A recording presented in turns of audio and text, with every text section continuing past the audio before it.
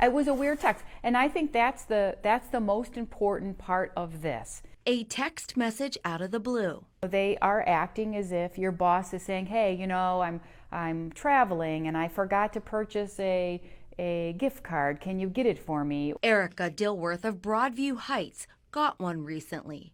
I want to play along, but then I'm afraid to get something on my phone. Because Erica works at the Better Business Bureau of Cleveland. I do. And I get funny texts, and I get funny emails, and I get funny phone calls. And if it happened at the BBB, it can happen where you work. Scammers are sending fake text messages to trick employees into purchasing gift cards or giving out personal information. They do it by pretending to be someone of authority, like a boss, coworker, or a friend. People are comfortable with a text message. That's how you get quick response to people, is via text message. So it makes perfect sense that that's the path they're going to take. As that sensitive data has gotten onto everybody's devices, they're now the most valuable thing that anybody could get into. According to Trent Milliron, CEO of Cloud9 IT, it's a social engineering tactic that utilizes urgency and building trust. And I've also received text messages from supposed employees. Where do they get that information from, I think? Well, they're getting it from really company information directories that are out there. Milliron says scammers are mining information from people's search sites and data brokering websites. If I type in almost any company, it will pull up most employees, their phone numbers, tell me their email addresses.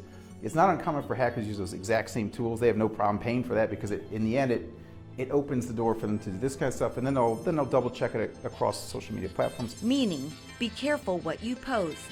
And Milliron says lock down the privacy settings on your phone and reduce how much you allow applications to access. If you read through the different items you can turn off, it's quite amazing the stuff that they expose that you can turn off, but it's by default it's on. So what do you do if you get a text message from someone you weren't expecting? Cybersecurity experts say first, don't respond and don't click on any links that they're sending. You certainly should block them. You know, if you get them, block them. But I don't know that there's really any way to stop them. You should really reach out to your provider and report it to the BBB or the FTC. Meanwhile, Milliron says there are 3 steps people can take to protect themselves from scams, whether it's by email, phone, or text. Make sure you have different passwords for most of the sites and services that you use. The other thing is anything that asks you for a multi-factor authentication. Yeah. That's turn it on. And the last thing would be, just give access to the apps, whether it's an app or the website or whatever. Just turn down the free-for-all of information. And most websites will let you do that.